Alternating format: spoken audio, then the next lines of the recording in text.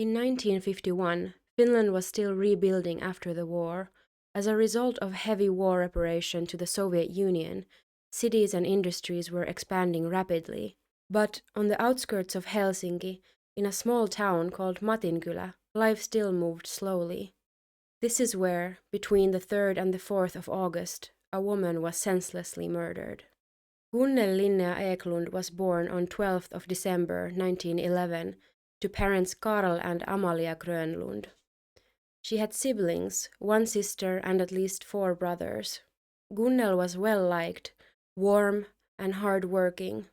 She got engaged at just 23 years old in 1934 to a man called Victor Sigfrid Eklund.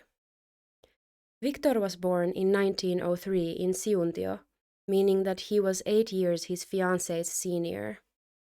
The couple, it seems, didn't have biological children together. Gunnel's sister Linda had a daughter named Isa, and the Eklunds helped take care of her as foster parents. By 1951, when our story takes place, Isa was already a 24-year-old adult, while Gunnel was 39 and Victor 47. The couple was Swedish-speaking, and they lived together in an area of Matinkylä called Nokkala. It's situated right at the shore, around 15 kilometers from Helsinki.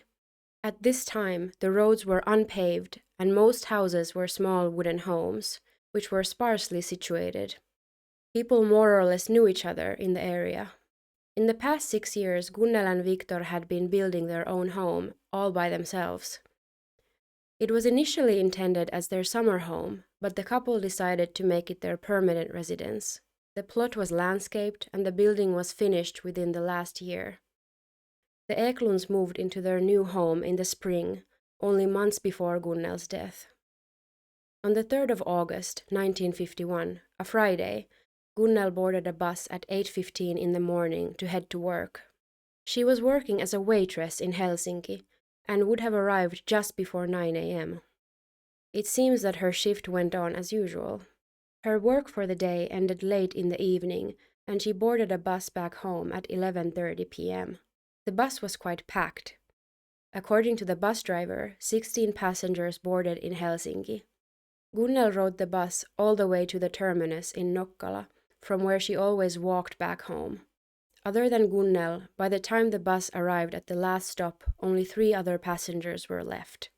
There was a small kiosk at the last stop, which was undoubtedly already closed at this time of night, and the area had barely any street lights.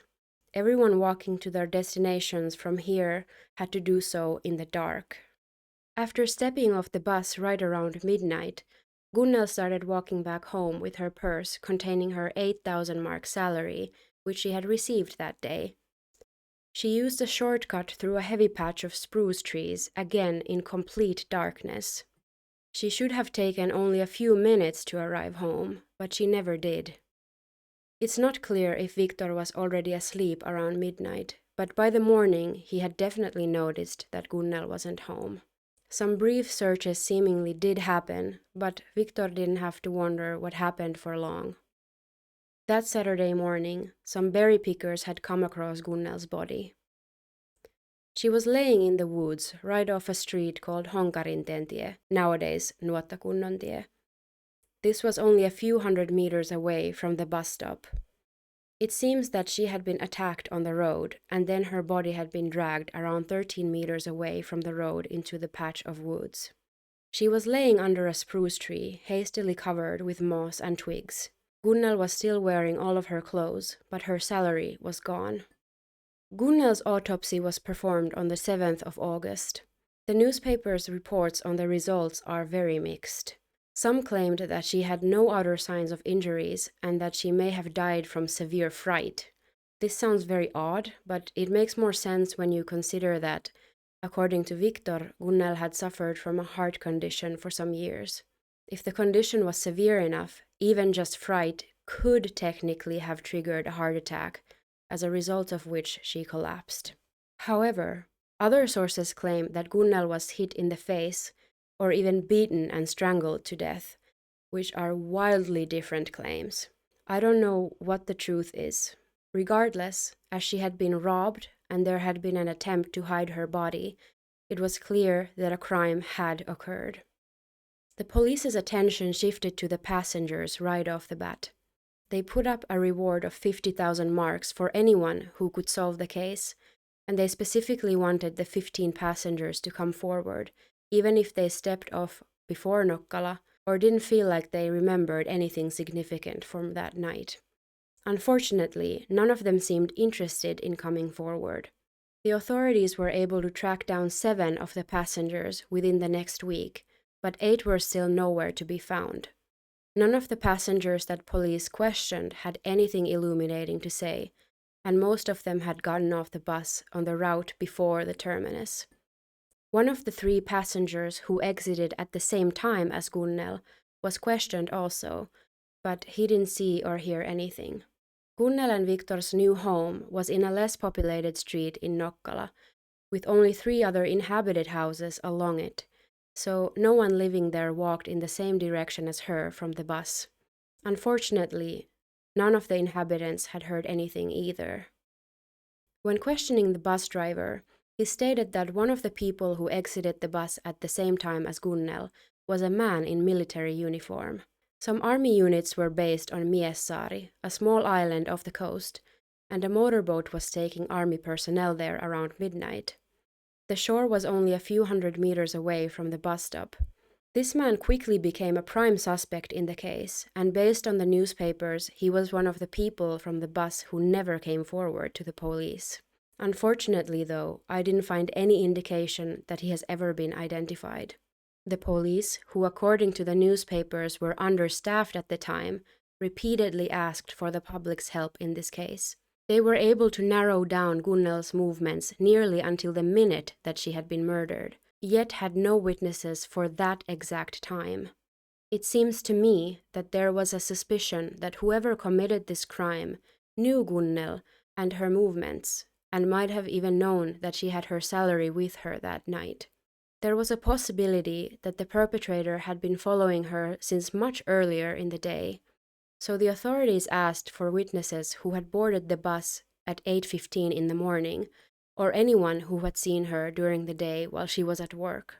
Only a day after the murder, police already had a pool of witnesses and suspects. Among them was a man who had been trying to borrow money from locals just the previous morning, probably for the purpose of drinking. Then, on the night of the murder, he had been showing off a large sum of money, saying, "You can always get money if you know how." The police, of course, suspected that the man had robbed and murdered Gunnel, taking her salary from that day. The suspect was able to prove where he had procured the money from, so the police gave up on this lead. Another lead that the police focused a lot of attention on was a rumor that a man had been seen in the area driving a blue moped. The authorities started questioning owners of such mopeds all around the country, but didn't find anyone suitable. A Finnish crime magazine called Alibi interviewed one of the locals in 1980, almost 30 years after the murder. It was a woman called Kerttu Laine, and she still lived in the same house as she did back in 1951, which was located behind the terminus and the kiosk. She said, "I knew Mrs. Eklund by appearance. I still remember the murder like yesterday, as it was such a brutal departure from what life usually was like around here. It's such a peaceful place to live. Everyone is so kind. Nobody was being harassed on the road. Around that time, I was working shifts at the hospital, and I had to take the night bus home every now and then. I don't ever remember feeling unsafe. One young man who often took the bus sang in the opera, and he'd sometimes sing arias, but it never bothered anyone, quite the opposite.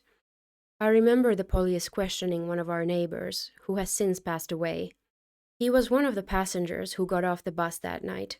He had nothing to do with the case, of course, and he hadn't noticed anything strange either. The bus driver knew all 4 passengers who got off. He basically knew all of us, since he had driven us here so many times. I and many others do believe that Gunnel's murderer must have known her, and known when she got off the bus and that she had money with her. Many of us have had our suspicions towards certain parties, but what can the police do when there are no witnesses and the perpetrator doesn't have enough conscience to confess? I do remember everyone being so scared at the time that people even stopped berry picking and mushroom picking. Honkarintentie, the street Gunnel was walking on the night of the murder, was called Murder Street for quite a while after what happened. The people living in the area were afraid with a lack of answers in the case, and a lot of rumors started circling. One prevalent rumor was that Gunnel's husband Victor was responsible for her death. I have no idea why.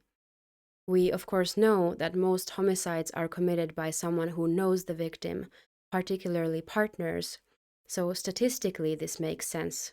Unfortunately, I could not find proof of any concrete reason for the rumors, such as domestic abuse, money trouble, or cheating, for example. The police did investigate Victor Eklund, but he was never formally arrested or charged. Victor still lived in Nokkala for 1.5 years after the murder, after which he moved away. It's possible that he felt too devastated or uncomfortable in the area, not only because of his loss, but also all of the rumors. Or, if you believe he's guilty, he didn't want to stay where he committed the crime. I personally don't have a reason to suspect him at this time, so I can only feel sorry that he lost his wife of nearly 20 years and felt that he had to move away from the house they had just completed building together. To my knowledge, Victor didn't remarry, and he died on the 20th of August 1968 at the age of 65.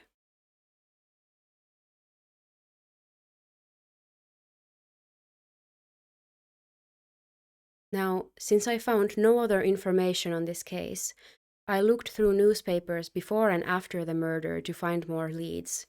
I did quite easily find one. Another interesting case, which happened the day before Gunnel's murder, was as follows.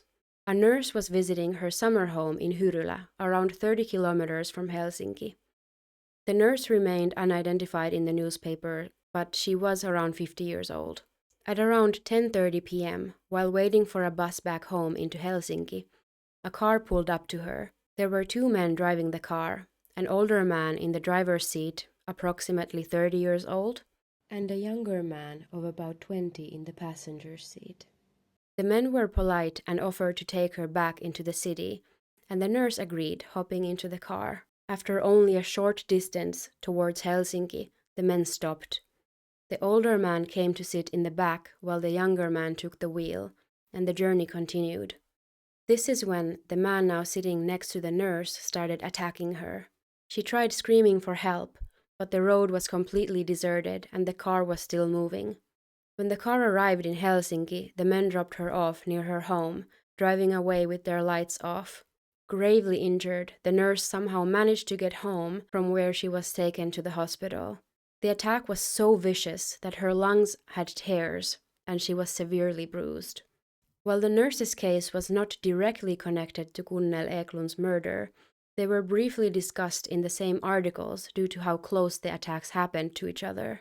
The government offered a 50,000 mark reward for a lead that solved the case. Thankfully, the investigation in this case was fruitful very fast. The public came forward with witness testimonies about the car, through which the authorities were able to narrow down the make and model, and eventually found out the license plate. The owner of the car had given it to a car repair shop, the very same where the younger suspect worked. The suspects had then, without permission, taken the car on a ride and attempted their aforementioned crime. The younger man who drove the car during the attack, 19-year-old Martti Eskelinen, was arrested in the morning on the 6th at his workplace in the car repair shop. He had previously had a license, but it had been revoked, so this meant that on top of everything else, he had been driving without a license. Martti was originally not named in the news because he didn't directly have anything to do with the crime, having only driven while the attack happened in the back seat. This, of course, caused outrage. There were think pieces written in the newspapers about how he should and could have intervened, but he didn't, making him just as culpable. The older man, who was thought to be the main culprit, was caught hours later on the same day as his accomplice. He was 31-year-old truck driver Heikki Tapio Virta. After his name was published, at least 5 people came forward to accuse him of similar crimes. Heikki had also previously received 2 sentences for theft. Both men admitted to the crime only a few hours later.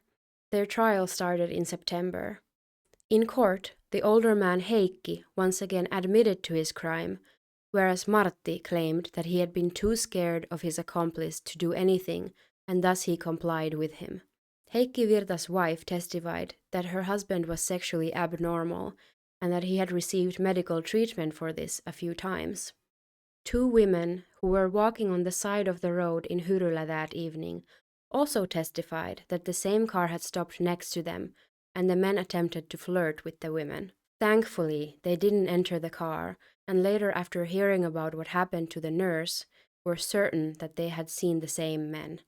The court case was resolved in October, when Heikki Virta was given a 7-year prison sentence for attempted rape and grievous bodily injury, and Martti Eskelinen was given a year for assisting in the crime. Both of the men were also sentenced to pay their victim 150,000 marks in compensation. To my knowledge, Virta and Eskelinen were not connected to Gunnel Eklund's murder. Since we have so little to work with in this case, I think this could be a viable theory. While there isn't evidence that Gunnel was sexually assaulted, the circumstances and the victim profiles match in many ways. Gunnel Eklund's murder is still unresolved nearly 75 years later. The case received relatively minimal attention at the time and is practically forgotten today. From what I could find, the case has been brought back up quite a few times over the years, such as in 1966, 1978, 1980, 1992, and as recently as 2012, though many of these are just brief mentions in unsolved crime listicles. On top of the 50,000 mark reward the government issued, Gunnel's friends, family, and co-workers donated a further 40,000 marks. In 1978, Ratto magazine offered a 5,000 mark reward. Alibi likewise offered a 5,000 mark reward in 1980. Despite these huge sums of money, nothing conclusive ever surfaced. Gunnel Eklund's funeral was held on the 11th of August 1951. The service started at 10 a.m. and was attended by her friends and family. Victor posted an obituary for Gunnel in the newspaper and thanked everyone for attending her funeral. Isa Margareta, Gunnel's foster daughter, has also since died in 2011 and is buried at Hietaniemi Cemetery in Helsinki.